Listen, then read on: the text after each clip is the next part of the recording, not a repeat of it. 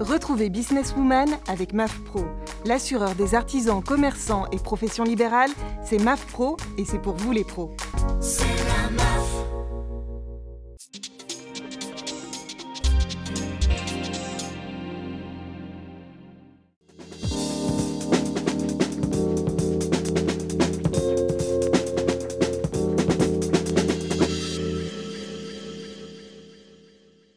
Bonjour à toutes et à tous, bienvenue sur le plateau de Businesswoman, votre rendez-vous incontournable dédié à l'entrepreneuriat au féminin. Je suis ravie de vous accueillir sur WeDoBiz et Demain TV pour ce numéro consacré à l'entrepreneuriat et au célibat.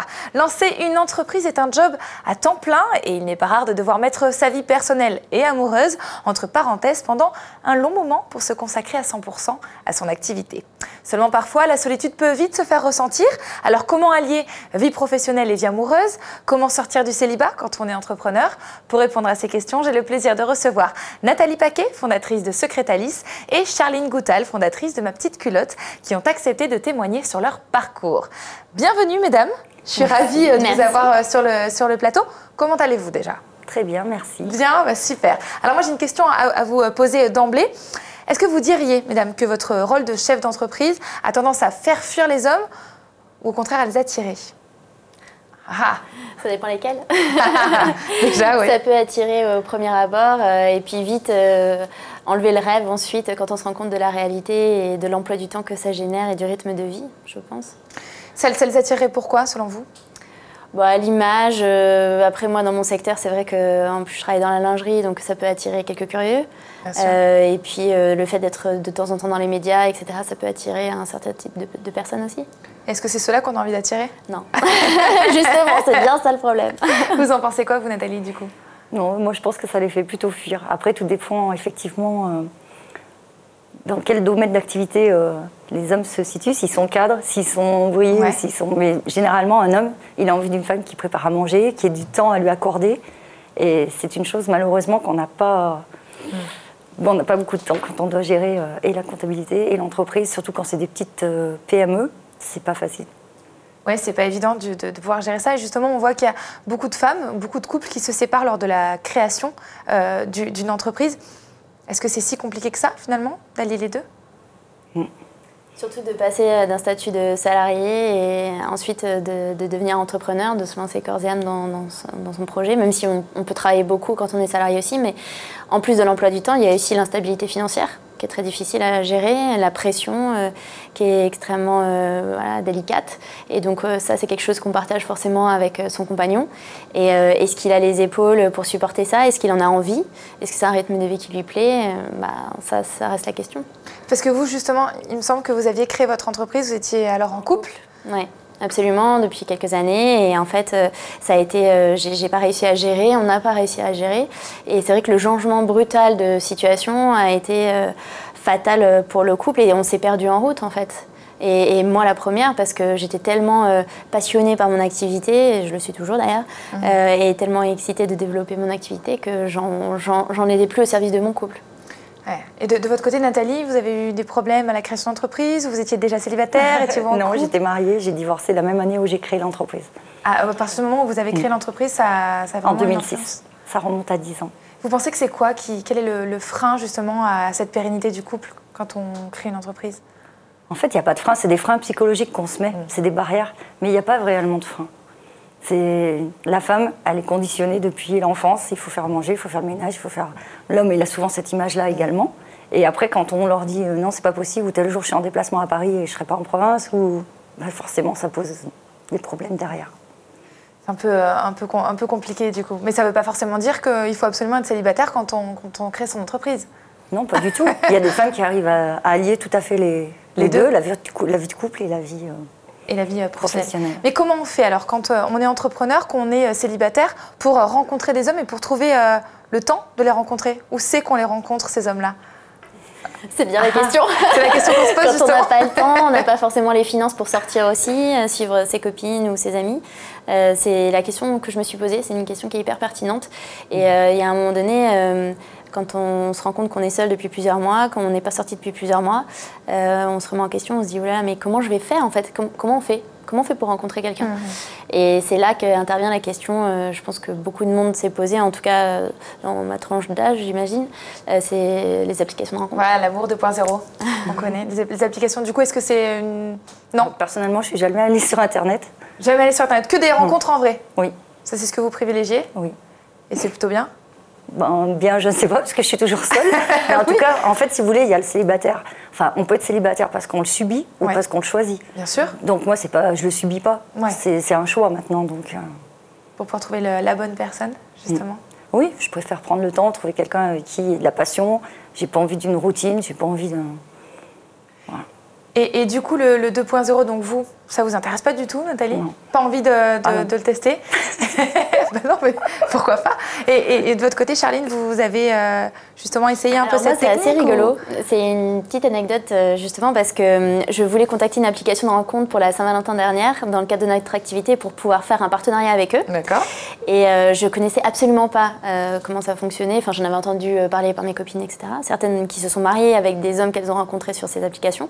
Donc, je m'y suis intéressée et donc je me suis inscrite, mais vraiment pour aller voir ensuite l'une des marques que j'avais prospectées et l'une des applications. Et en fait, je suis tombée dedans pour m'amuser au départ. Et finalement, je me suis rendu compte qu'il n'y avait pas que des idiots sur ces applications. Donc, c'était intéressant. Finalement, c'est intéressant. Ça veut dire que c'est là que vous avez trouvé le bon? Peut-être. On verra. Est-ce que vous pensez, Nathalie, que du coup, quand on est entrepreneur, on a des techniques de drague liées à l'entrepreneuriat, au chef d'entreprise? Oula, le mot. Parce que quand on est entrepreneur, on doit séduire ses investisseurs généralement. Oui. Je parle de séduire. Attention. Justement, est-ce que du coup, on doit prendre aussi des techniques de séduction particulières? Non, parce que quand vous êtes face au niveau professionnel, dans un premier temps, on va vous juger sur l'apparence, effectivement, mais quand vous prenez la parole, tout de suite, c'est autre chose qui se passe après. On va écouter ce que vous avez à dire, et c'est là où vous allez conclure un marché ou non. Donc, c'est pas la séduction pure et dure. Ah tiens, elle a une jupe, non, ça marche pas comme ça. Ça fonctionne pas comme ça. Est-ce que je me pose la question du coup, si vous êtes en couple, d'accord, vous tombez amoureuse de quelqu'un et qu'un homme vous demande, il va falloir choisir entre moi, l'amour, nous deux, ou ton entreprise. Qu'est-ce qu'on va répondre à ça? C'est pas le bon. C'est marrant les deux réponses. En fait, l'homme qui va avec une entrepreneur doit comprendre que c'est plus important que tout. Pas plus important. Je pense que c'est une des erreurs que j'ai faites par le passé parce que j'ai toujours fait passer en avant ma société, mes projets professionnels. Et en fait, je pense que c'est une histoire de compromis.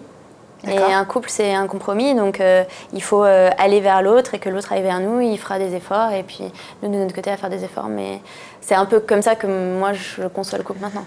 Est-ce que ça veut dire du coup qu'il faut quelqu'un qui comprenne vraiment cette activité? Est-ce que ça veut dire aussi qu'il faut forcément un entrepreneur qui vive exactement la même chose pour que vous puissiez bien vous comprendre? Ou pas forcément? Pas forcément, je pense pas. Pas forcément. Ça peut être complémentaire en fait. Ouais. Si la personne elle a du temps et que l'autre personne n'a pas suffisamment de temps, ça peut... Puis quand vous avez un enfant par exemple, si l'homme a plus de disponibilité, il peut aller le chercher ou il peut...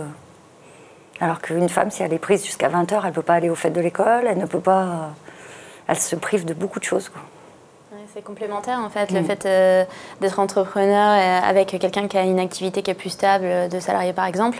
Je pense que c'est assez complémentaire et pour avoir fait l'expérience avec des entrepreneurs, je pense que c'est compliqué. Je sais que ça existe, que ça arrive et parfois c'est super. Honnêtement, moi je sais pas comment on fait parce que mis à part s'envoyer des invitations à Outlook pour se caler des moments pour arriver à se voir une fois par semaine, je vois pas comment on peut construire quelque chose de sérieux. Enfin, en tout cas moi j'ai pas réussi. Compliqué. Et à quel moment est-ce que vous avez une petite anecdote comme ça marrante? À quel moment vous vous êtes dit, alors là, le célibat, c'est plus possible?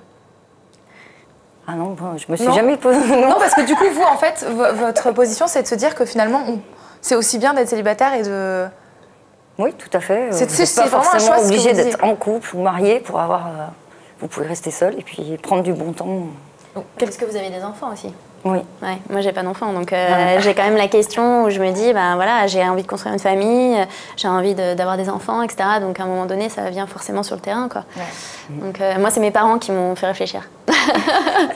Lors d'un petit dîner de famille, en me disant, mais au fait, c'est bien de travailler, c'est bien d'être ambitieux, c'est bien d'avoir ses rêves. mais t'as quelqu'un en ce moment? Oui, mais ça... C'est la pression en fait. Voilà. Oui, c'est toujours la pression que les femmes subissent. Mais c'était pas une pression mauvaise, ils faisaient ça pas pour m'embêter, enfin clairement c'était gentil, clairement, par amour. C'était bienveillant. Mais c'est bienveillant totalement, mais c'est vrai que ça m'a fait beaucoup réfléchir et là je me suis dit, c'est vrai, et ils m'ont dit là, tu sais qu'à ton âge, t'avais déjà 3 ans. Et là je me suis dit, bon, ok. Justement, est-ce que vous avez des conseils pour les femmes qui nous regardent, qui sont en train de se poser pas mal de questions? Alors du coup, peut-être vous, Nathalie, leur dire, on peut être célibataire finalement, et bien le vivre, et il faut arrêter peut-être de sentir toute cette pression. Plus vous mettez de la pression, plus vous manquez de confiance déjà, et au plus... Après, vous réussissez plus professionnellement parce que vous êtes focalisé sur un point. Il faut que je trouve quelqu'un, il faut que j'ai des enfants. Moi, c'est pas ça qui m'a poussée. Moi, c'est parce que j'ai envie de construire une famille. Hein. C'est une envie, c'est pas une pression. Donc après, automatiquement, c'est plus la même disponibilité. Même chose.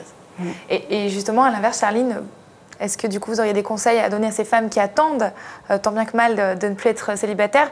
Qu'est-ce qu'il faut leur dire aujourd'hui? D'être patiente? Moi, je pense que quand on monte sa boîte, on va au-devant de beaucoup de choses, on est proactif sur beaucoup de choses et finalement, c'est sûr, il n'y a pas de règles, mais honnêtement, moi, je suis très heureuse d'avoir testé l'aventure des applications de rencontres. Il y a du bon, il y a du mauvais, c'est sûr, mais honnêtement, j'avais un emploi du temps tellement compliqué que je ne vois pas comment j'aurais pu faire autrement. Après, c'est sûr qu'on rêve toujours de croiser l'homme de sa vie comme ça dans la rue et qui nous demande en mariage direct, mais non, c'est souvent dans les films. Donc, d'oser en fait passer le cap et honnêtement, il y a des applications qui sont très sérieuses et ça vaut peut-être le coup. Très bien, un beau message d'espoir. Si vous deviez vendre les femmes entrepreneurs aux hommes qui nous regardent, qu'est-ce que vous leur diriez à ces hommes-là? Challenge. Nathalie. Peut-être qu'ils aient moins peur, parce que la femme entrepreneur fait peur, d'une part, et puis laisser faire les choses. Quand vous êtes face à quelqu'un qui correspond à ce que vous attendez, automatiquement les choses elles se font tranquillement. Donc il faut qu'ils osent venir vous voir, ces hommes-là, qu'ils n'aient pas peur en fait de venir vous voir et qu'ils assument un petit peu d'avoir face à eux une femme de pouvoir. C'est un peu ça.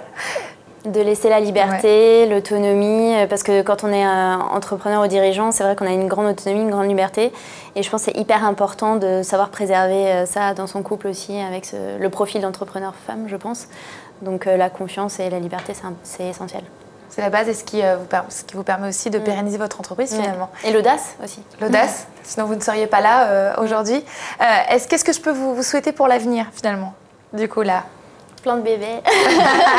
C'est famille, focus famille pour vous en tout cas. Vos entreprises respectives, là, donc on peut peut-être en reparler rapidement. Du coup, Charline, vous pouvez nous parler un peu de votre structure? Oui, tout à fait. Alors, donc, moi, j'ai monté avec mon associé Pierre Van Gansen un site qui s'appelle mapetiteculotte.com. Et donc, comme l'indique le nom de la marque, Ma Petite Culotte, on fait principalement de la lingerie, mais aussi du maillot de bain et du loungewear. Et l'idée, c'est de bousculer les codes traditionnels de la lingerie en proposant un positionnement marketing et produit qui est totalement novateur sur le marché, autour du sourire, de l'authenticité, de la créativité, et via un canal de distribution qui est assez peu exploité en direct par les marques dans la lingerie, qui est le web. Voilà. Eh bien, j'espère que tout va bien se passer. Des bébés, une pérennisation pour l'entreprise. Nathalie, de votre côté, 10 secondes, il vous reste pour conclure cette émission. Qu'est-ce qu'on peut vous souhaiter? De créer encore d'autres entreprises. J'ai des projets en cours et j'espère qu'ils vont aboutir. J'en suis persuadée. Merci à toutes les deux d'avoir participé à cette émission. Merci à vous. Vraiment, je suis ravie. Merci à vous de nous avoir suivis. Vous savez que vous pouvez retrouver cette émission sur wedoobiz.com, sur demain.fr ou ellesentreprennent.fr. Je vous dis à très vite pour un prochain numéro de Business Woman parce que, croyez-moi, les femmes n'ont pas dit leur dernier mot.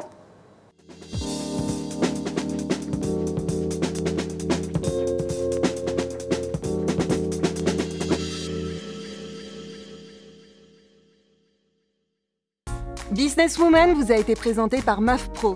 L'assureur des professionnels et de la santé collective, c'est MAF Pro et c'est pour vous les pros. C'est la